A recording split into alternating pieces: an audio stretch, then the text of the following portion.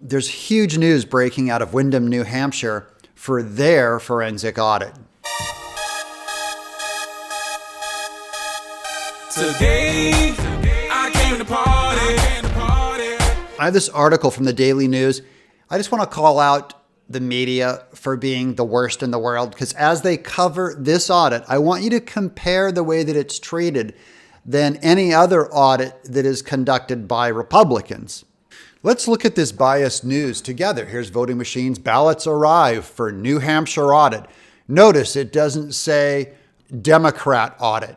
Note it doesn't say Democrat commanded, Democrat run, which it would if it was a Republican. The audit of a controversial legislative election in New Hampshire began Tuesday with the voting machines and boxes of ballots arriving at the site where they'll be reviewed. That's good news.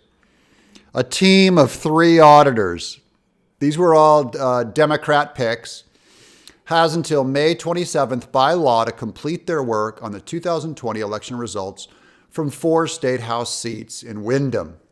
Though Republicans won all 4 seats, a recount requested by a losing Democrat. So I just want you to know that because the recount was asked for by a losing Democrat, you will not see Democrat requested audit on this article. Nor did all of national news media jump on it the way they did in Maricopa. Candidates showed the Republicans had received hundreds more votes than were originally counted. So there's no mainstream media. The Democrats are not coming out and saying this is a fake audit and this is unheard of. Even though Republicans themselves said this was a safe, secure election here in Windham County. They said it was safe and secure. And that's not good enough for Democrats. And it shouldn't be in an audit. That's our whole point. Christy St. Laurent requested the recount after failing 24 votes short in the November election. She expected to gain a few votes, but the recount showed 4 Republicans each received an additional 300 votes, and Laurent lost 99. Conservatives questioning election integrity on a broader scale pointed to it as a potential local example of problems.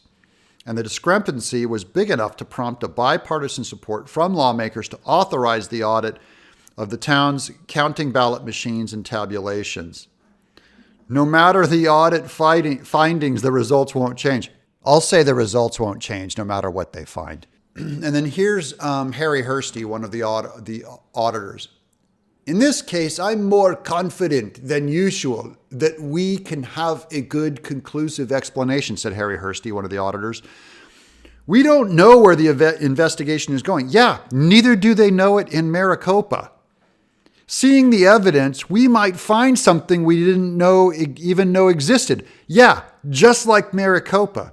Then we have to follow that track. Yeah, just like Maricopa.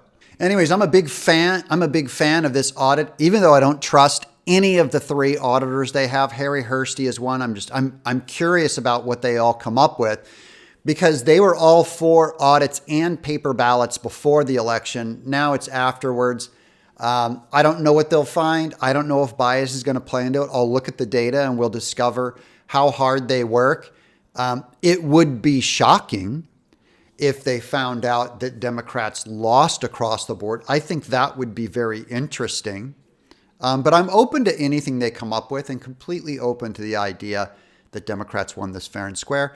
The point of an audit is to do a study and look and learn at the way the machines work and people work and compare their results. It won't be called a conspiracy. It won't be called a big lie. That's to me the most fascinating part of this is the way the media has pulled down its own pants and embarrassed itself before an entire nation.